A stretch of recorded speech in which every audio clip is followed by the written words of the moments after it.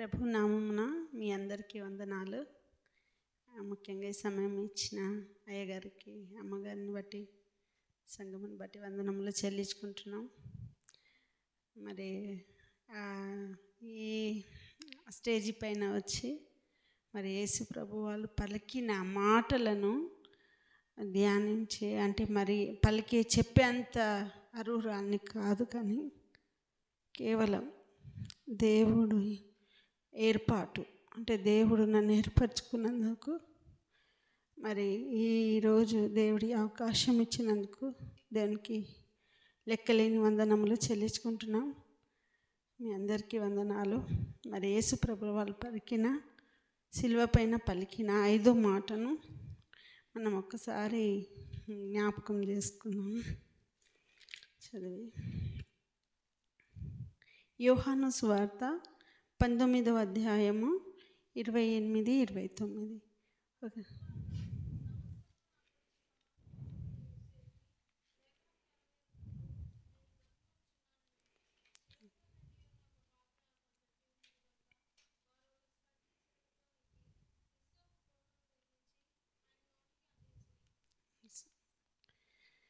ఇక్కడ లేఖనంలో చదివినట్లయితే యేసు ప్రభుల వారు దప్పిక కొని ఉన్నారు. దేవుడు దప్పిక కొనడం అంటే మన అందరికీ ఆశ్చర్యం వేస్తుంది. దేవుడు కదా, నీళ్ళతో ఎన్నో అద్భుతములు చేసిన దేవునికి దప్పిక ఏంటి? కానీ యేసు ప్రభువు వారు 100% ఈ లోకంలో మనిషిగా జీవించినారు.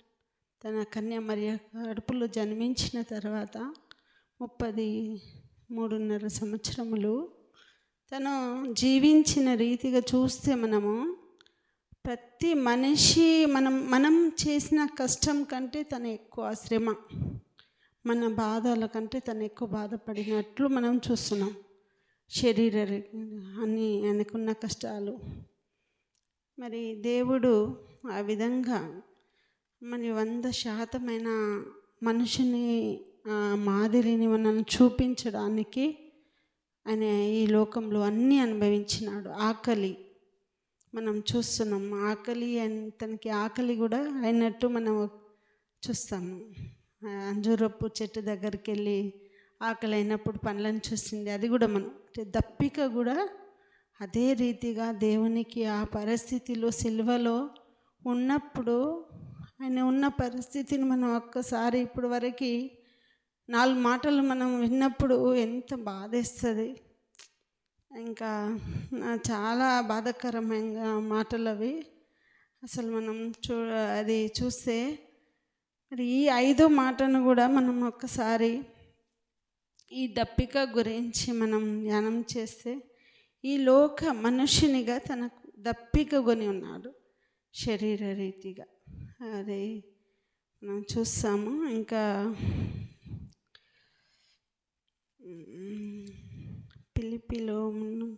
ఫిలిప్పీ 2 అధ్యాయంలో తనను తాను తగ్గించుకుని, అంటే తనను తాను ఎంతో తగ్గించుకున్నాడు.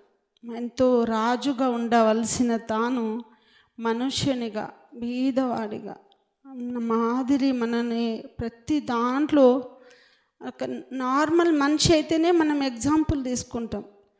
గొప్పవాడిగా ఉంటే మనం దేవుడు కదా, ఆయనకేం తక్కువ అని అనేవాళ్ళం. అంటే అక్కడ ఒక రాజు కడుపులో పుట్టి ఉంటే, బీద కన్య కడుపులో పుట్టినప్పుడు మనల్ని ఆ మాదిరిని చూపించడానికి, అది మనల్ని ఒక మాదిరిని, ఇది కూడా మనకు శరీర రీతిగా తను పడిన శ్రమ, చాలా శ్రమ, ఆ దెబ్బలు, ఆ హింసలు, ఆ కిరీటము, అవన్నిటినీ భరించినప్పుడు నోరంతా వెండిపోయి, మరి అప్పుడు తనకి దాహం వేసింది.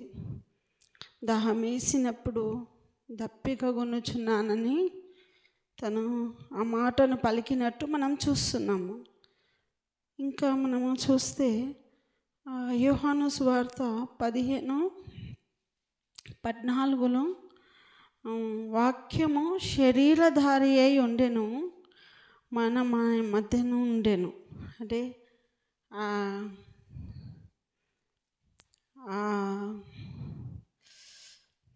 ఇక్కడ రాసిన రీతికైతే అంటే దేవుడే మనకి మన మాదిరిని అలా చూపిస్తున్నాడు. పిల్లలు రాసిండ్రు. నాకు ఎక్కువ రాయడం చదవడం రాదు కదా, అందుకనేసి అది దేవుడు ఆ విధంగా మన మధ్యలో దాహము అని అనడము, అది ఆ చిలకను పుచ్చుకోవడము మనం చూస్తున్నాము. ఆయన ప్రవచనమును నెరవేర్చడానికి ఈ లోకంలో వచ్చినట్లుగా మనం చూస్తున్నాము. ప్రవచనాలను నెరవేర్చడానికి, తండ్రి ఆజ్ఞను నెరవేర్చబడడానికి ఆయన చెప్తాడు. ఇక్కడ కీర్తనలు 69:21 చదవండమ్మా.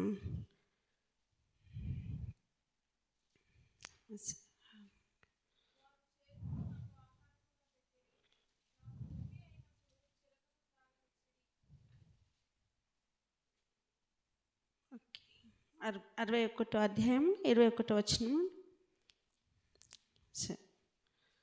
వాళ్ళు చేదును నాకు ఆహారంగా అంటే దేవుడికి తెలుసు, తను అడిగినప్పుడు మగ్గు నిండా నీళ్ళు ఇవ్వరని తెలుసు. కానీ అయినప్పటికీ అంటే శరీరం దారిగా ఉన్నాడు కదా అని ఆయనకు ఏదో ఇట్లా అక్కడ ఉన్న పరిస్థితి, ఆయన ఉన్న శ్రమలను బట్టి ఆయన అది పలికినట్టుగా మనం చూస్తున్నాము. అది ఇంకను ఇక్కడ మనం చూస్తే లూకా సువార్త 16:22-26 వరకు.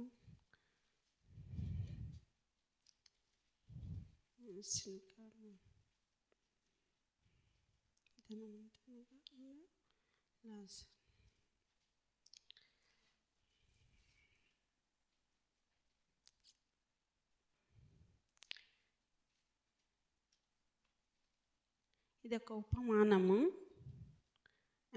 ఉపమానము. లాజరు ధనవంతుడిది చూస్తున్నాం కదా. ఓకే,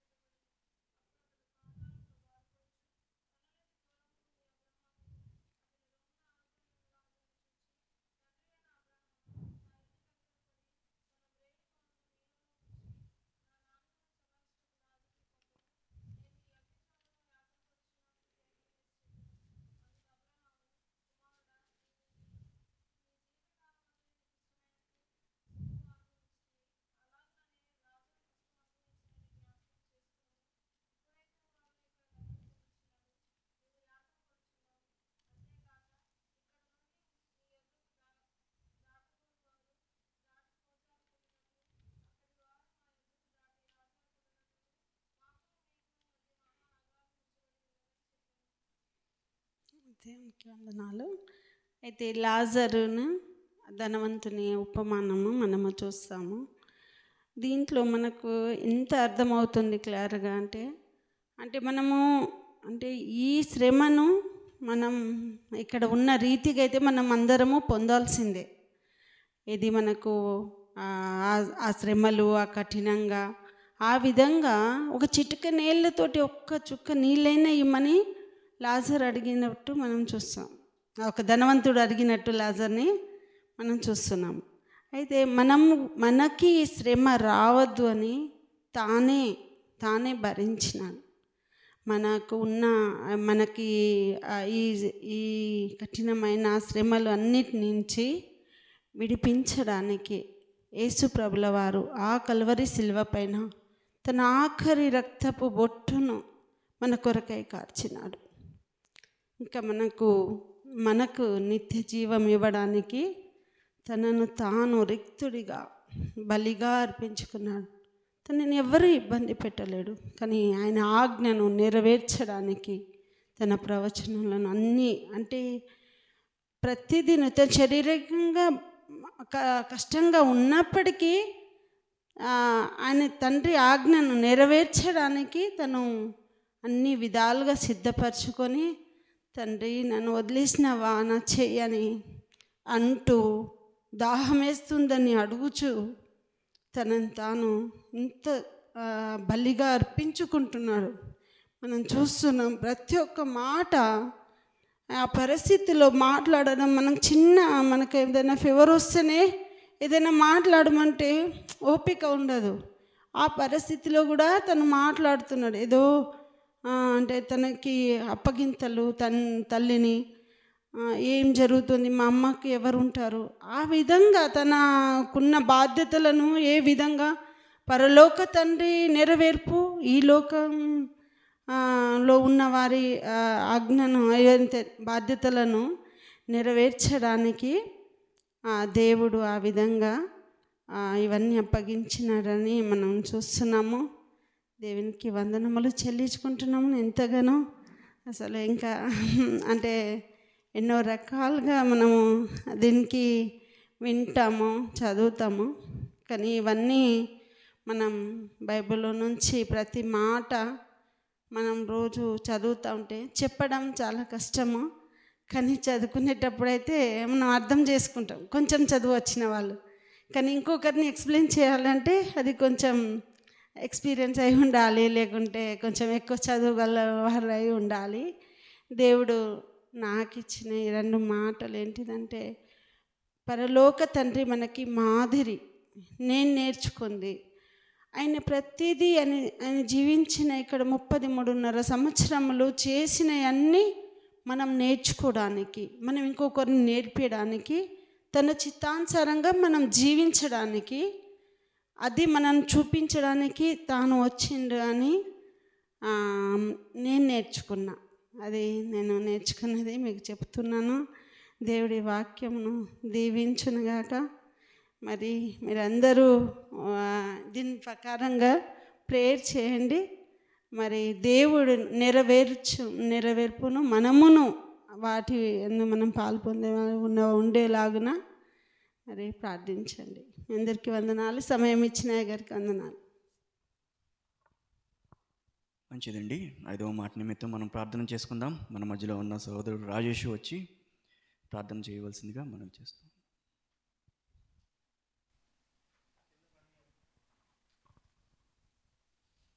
మహాపరిశుద్ధుడ మహోత్తర ఘనమైన నా తండ్రి, నీ ఘనమైన పాదాలు చింత చేరి మరోసారి ప్రభా మీకు మొరపెట్టే భాగ్యాన్ని ఇచ్చినందుకు వందనాలు దేవా. మరి నా ఈ సిలువ ధ్యాన కూడికలో ప్రభా మాతో మాట్లాడిన ఈ 5 మాటలు బట్టి ప్రభా మేము మా స్థితిని, మా జీవితాల్లో మేము చేసిన మీ పాపాలని ప్రభా మీ ప్రాయశ్చిత్తం పొందుకొని మీ రక్షణ భాగ్యాన్ని ఇచ్చినందుకు ప్రభా మేము తుది శ్వాస వరకు కూడా రక్షణ భాగ్యాన్ని ప్రభా మేము కాపాడుకునే బిడ్డలుగా మేము ఉండడానికి సహాయం దయచేయండి ప్రభా. మరి నా ఈరోజు తప్పు గురించి ప్రభా 5వ మాట ద్వారా మాతో మాట్లాడారు ప్రభా, మీకే వందనాలు ప్రభా. ఆ దాహం ఏంటంటే రక్షణ దాహం అని మేము వింటున్నాం ప్రభా. మరి నా ఆ రోజు సమయస్త్రీ దగ్గరికి వెళ్ళి ప్రభా మీరు దాహం కన్నానన్నప్పుడు ప్రభా మరి నా అక్కడైతే నీళ్లు తాగలేదు కానీ ప్రభా ఆమె రక్షణ ద్వారా ప్రభా మీ దాహం తీరినట్టు మేము వింటున్నాం ప్రభా. మరి నా అలాంటి రక్షణాన్ని ప్రభా మీరు మాకు ఇచ్చినందుకు వందనాలు ప్రభా. మరి నా పౌలులాగా ప్రభా ప్రభా లాస్ట్ వరకు ప్రభా చివరి వరకు ప్రభా ఆయనతో ఏమంటే అన్నారు ప్రభా పౌలు గారు, మన నా పరుగు కడముట్టించేదని నా విశ్వాసాన్ని చివరి కాపాడుకుంటేనన్నారు ప్రభా. ఆ విశ్వాసాన్ని మేము కనబరుచుకునే బిడ్డలుగా ఉండడానికి సహాయం దయచేయండి ప్రభా. మీతో కలిసి ప్రభా జీవితాంతం కూడా ప్రభా మీరు లీనమయ్యి ప్రభా మీకు మొరపెట్టే భాగ్యాన్ని దయచేయండి ప్రభా. కుడి మీ ఎడమ తొట్టలేకుండా ప్రభా మీతో కలిసి ప్రభా మరి మీ నీతిని మీ రాజ్యాన్ని ప్రభా మేము ప్రభా మొదట వెతికే బిడ్డలుగా ఉండడానికి సహాయం దయచేసి నడిపించమని ప్రభా ఇచ్చిన ప్రార్థన మీ పాసంలో ముద్రించుకోమని నజరేయుడైన యేసుక్రీస్తు నామములో ప్రార్థించి బతిమాలి అడుగుకుంటున్నాము త్వరగా తండ్రి. ఆమేన్.